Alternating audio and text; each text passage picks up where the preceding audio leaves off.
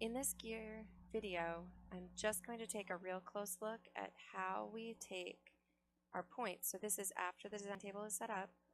How do we take these points and generate the full gear tooth on this sketch? That's all we're going to do in this video. So at this point, I have a number of points. They start at the base circle, they extend past the addendum, and that's what you need to see. So, if you're generating your own gear for your own purposes, you want to make sure these points start from your base circle and go beyond the addendum circle here. Your spline curve is here, and so I'm going to choose my spline tool, and I'm going to find that very first point, and now I just have to select these in order. Very important that I don't hit any extraneous points.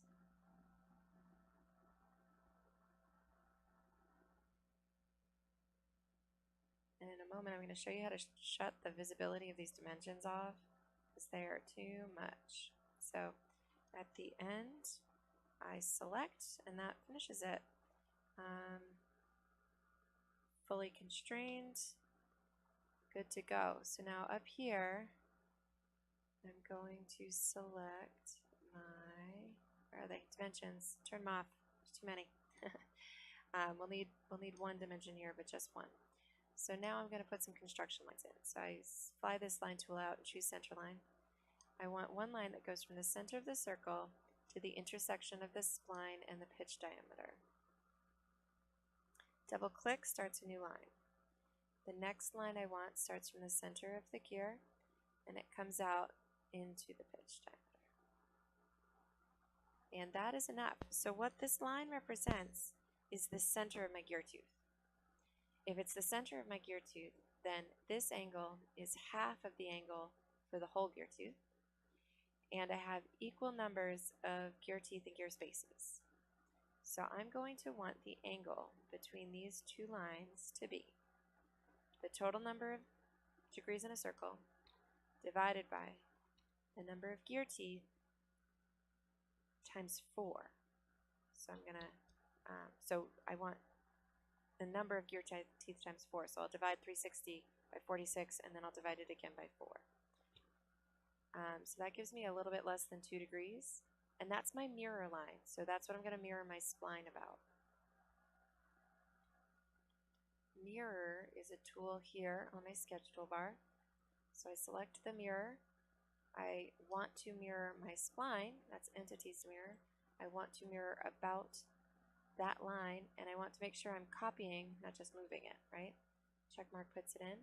And that now, oops, I always hit the wrong one here.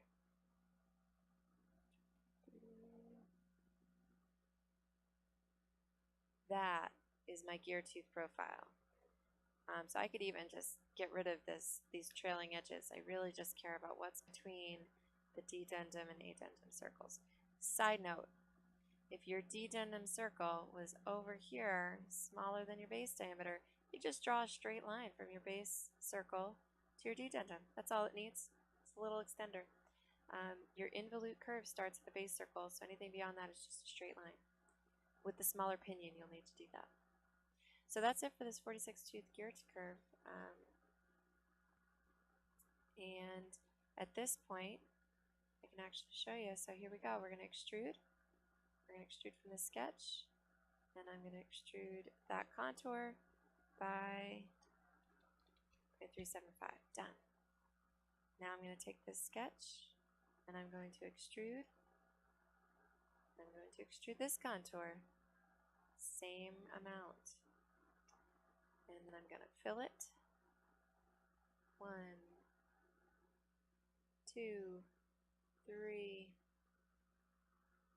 4 edges. And I think we decided in the last video that a little bit less than 1/10 of an inch worked better.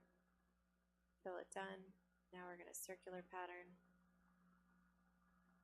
Fill it and the tooth 46 times around the circle. Check mark puts it in.